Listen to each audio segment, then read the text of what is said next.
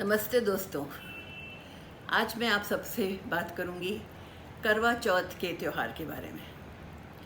जैसे सभी जानते हैं, ये हमारे भारतवर्ष का एक बहुत महत्वपूर्ण त्यौहार है और सुहागन स्त्रियां इसे बहुत जोश से खुशियों से मनाती हैं। करवा चौथ शरद पूर्णिमा के 4 दिन बाद आता है और इसे व्रत रख के मनाया जाता है।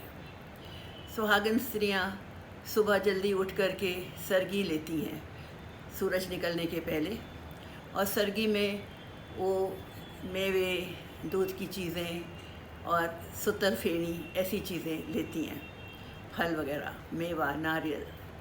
और जो सरगी होती है वो उनकी सास उनको देती है, और अगर सास पास में नहीं होती है तो वो पैसे भेज करके सरगी के सामान के लिए मंगाने की बात कहती है। उसके बाद वो लोग निर्जला व्रत रखती हैं। अधिकतर लोग निर्जल व्रत रखती हैं, पानी भी नहीं पीती हैं चांद देखने तक। लेकिन कुछ लोग शाम को चाय ले लेते हैं, नारियल पानी ले लेते हैं, और कुछ लोग अगर उनकी तबीयत ठीक नहीं होती तो थोड़ा बहुत फल वगैरह भी खा लेते हैं। फिर भी ये सुहागनों के लिए बहुत ज़रूरी होता है कि वो अपने पति की लंबी उम्र के लिए इस व्रत को रखें। इस व्रत में मैंने बताया सरगी तो लेते ही हैं, इसके अलावा इसमें कुछ चीज़ें बहुत ज़रूरी होती हैं। शाम के समय स्त्रियां पूजा करती हैं और पूजा में वो चौथ माता को बुलाती हैं और चौथ माता को बिठा के कलश, दीप सब लगा के वहाँ पे पूजा करती हैं। और करवा होता है एक किस्म का मटका, उसमें सीक लगा करके उसकी पूजा करती हैं। और फिर अगर तो ज़्यादा स्त्रियां होती हैं मिलजुल के, सज संवर के, अच्छे से लाल कपड़े पहन के, तो वो अपनी थाली को फेरती हैं, प्रसाद की थाली को फेरती हैं, चक्कर में एक दूसरे को पास ऑन करती हैं। और अगर कोई ना हो तो 2 लोग भी आपस में उसे फेर सकते हैं। और अगर कोई भी ना हो, अकेले हैं, तो हम दूसरे करवे को पार्वती जी का करवा मान लेते हैं और उसको आपस में बदलते रहते हैं। उसके ऊपर प्रसाद रखा जाता है, कुछ मेवे हों, मिश्री हो, या ऐसी चीज़ें हों, लड्डू भी हो सकता है। और ये प्रसाद जो होता है, ये जब व्रत पूरा होता है तो खाया जाता है। साथ ही शाम की पूजा के समय, जिसे हम लोग बायना कहते हैं, मतलब सास को देने की चीज़ों को दिया जाता है, निकाला जाता है। और उसमें मेवे होते हैं, कपड़े होते हैं, पैसे होते हैं, और इन चीज़ों को सास के पैर छू के उनको अर्पित करते हैं। ये पूजा हो गई और इसके साथ में शाम तक इंतज़ार करके, और जब चाँद निकलता है तो चाँद को पहले दर्शन करते हैं। फिल्मों में आपने इसे बहुत तरीक़ों से देखा है, छन्नी से देखते हैं और हस्बैंड पानी पिलाता है। खैर, बहुत अच्छी बात है, लेकिन चाँद को अर्घ देना सबसे बड़ी बात होती है। अर्घ मतलब जल चढ़ाना, और वो जल चढ़ा के उससे अपने पति की लंबी उम्र मांग के और सब खुशहाली मांग के वो व्रत पूरा होता है। दोस्तों, इसमें एक बहुत ज़रूरी चीज़ होती है, वो होती है करवा चौथ की कथा।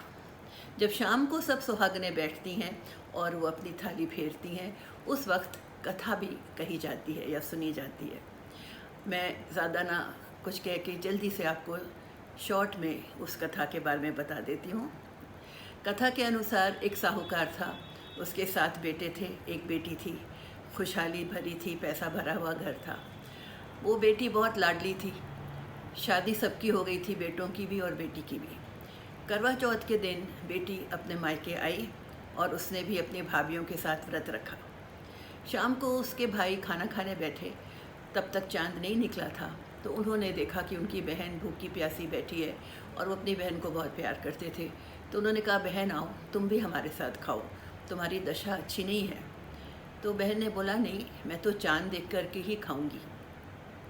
भाइयों को बहुत दया आई अपनी बहन पे, वो देख नहीं सके उसको तकलीफ़ में, तो वो थोड़ी दूर जाके गांव में एक टीले पे चढ़ गए और वहाँ पे उन्होंने आग लगा दी और दूर से देखा के छन्नी से ऐसा बहन को कहा, देखो देखो बहन, चाँद निकल आया है। तो बहन ने देखा, उसको लगा चाँद निकल आया। उसने अपनी भाभीयों से कहा, भाभी आओ हम लोग भी खाना खा लेते हैं, चाँद तो निकल आया है। भाभीयों ने कहा, ये आपको दिख रहा है चाँद, हमारा चाँद अभी नहीं निकला है, तो आपको खाना है तो आप खा लीजिए। तो वो बहन बैठ कर के खाना खाने लगी। उसने जैसे ही पहला निवाला लिया तो उसको ज़ोर की छींक आ गई। दूसरा निवाला लिया तो खाने में बाल आ गया। तीसरा निवाला खाने ही वाली थी कि उसके ससुराल से खबर आई कि उसका पति बीमार है। वो हड़बड़ी में उठी और अपने ससुराल जाने के लिए तैयारी करने लगी। उसकी माँ ने कपड़े निकाले तो कपड़े काले रंग के निकले। उसके बाद दूसरे संदूक में देखा तो सफ़ेद रंग के कपड़े निकले। वो घबरा तो गई, लेकिन उसको जाना था। तो माँ ने उसको जाते जाते कहा, बेटा रास्ते में तुम्हें जो भी मिले उसके तुम पैर पड़ लेना और आशीर्वाद ले लेना। इस तरह से वो लड़की भागती भागती अपने ससुराल की ओर चली और उसको जो भी रास्ते में मिला उसने सबके पैर छुए और आशीर्वाद लिया। जब ससुराल के घर के पास पहुंची तो बाहर उसको अपनी छोटी ननद दिखी।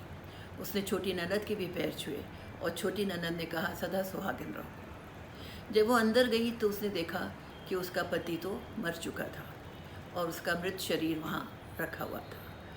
वो बेहाल हो गई, रोते रोते ये क्या हो गया, और वो समझ नहीं सकी कि ये ऐसे कैसे हो गया। बाद में सब लोगों ने कहा कि अब हमको इनको लेके शमशान जाना है। वो बहुत रोई, बहुत रोका, नहीं इनको मत लेके जाओ, लेकिन वो लोग तो लेके जाने ही वाले थे। तो बोली, अच्छा मुझे भी साथ लेके जाओ। तो उसकी ज़िद करने से उसको भी वो लोग साथ लेके गए। वहाँ जाके जब उसने देखा कि वो तो मृत शरीर को अग्नि में डालने वाले हैं, तो वो बहुत रोई और बोली, नहीं इनको मत लेके जाओ, ये मेरे पास ही रहेंगे, मैं इनकी सेवा करूँगी, मैं इनके पास रहूँगी। लोगों ने बहुत समझाया बुझाया, लेकिन फिर हार थक करके उसके पास उसको छोड़ दिया, उसके पति को, और वो सब वहाँ से चले गए। उन्होंने वहाँ एक छोटी सी कुटिया बना दी ससुराल वालों ने, और वहाँ पे वो अपने पति के मृत शरीर के साथ रहने लगी। उसकी ननद उसके लिए खाना पीना ले आती थी और उसकी देखभाल का सामान ले आती थी। उस लड़की ने हर चौथ पे चौथ माता की पूजा की, व्रत किया और उनका इंतज़ार करती रही कि वो आएँ और उसके प्रति को ज़िंदा करें। चौथ माता चक्कर लगाते हुए आती, उसके दरवाजे के बाहर कहती, खरबोली खरबोली, भाइयों की प्यारी बहना खरबोली, घड़ी बुखारी खरबोली। और वहाँ पे वो आती, वो उनकी आवभगत करती, उनकी पूजा करती और उनसे विनती करती कि मेरे पति को जीवित कर दो।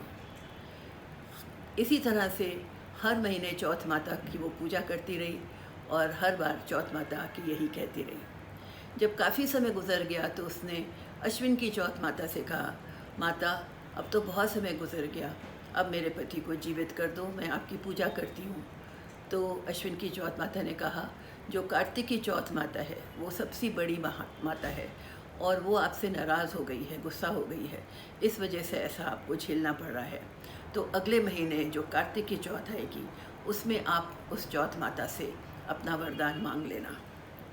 ये सोच कर के जब चौथ माता आने का दिन हुआ तो उस लड़की ने अपनी ननद को बुला के पूरा सामान पूजा का और श्रृंगार का, हर तरह का सामान, हर तरह की तैयारी कर ली।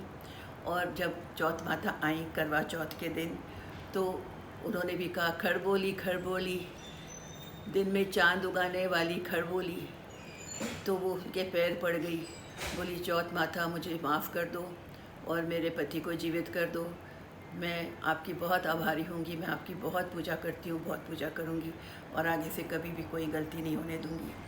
चौथ माता ने उसकी परीक्षा ली, अलग अलग किस्म की श्रृंगार मांगे, काजल मांगा, बिंदिया मांगी, श्रृंगार की सारी चीज़ें मांगी और वो देती गई देती गई देती गई। उसने उनको प्रसन्न कर दिया और पूरा श्रृंगार कर दिया।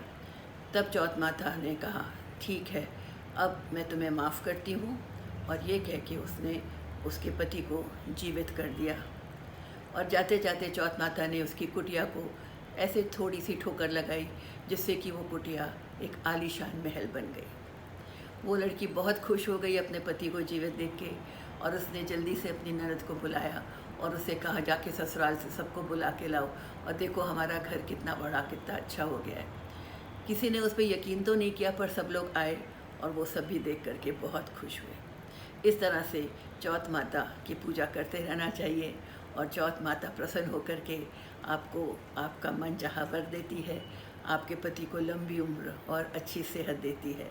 ये इस कहानी से पता चलता है। तो दोस्तों, मैं समय समय पे आपको अपने ट्रेडिशंस, अपने संस्कार, अपनी संस्कृति के बारे में थोड़ा थोड़ा बताती रहूँगी, और आप लोग इन चीज़ों को भूलिएगा मत। नमस्ते।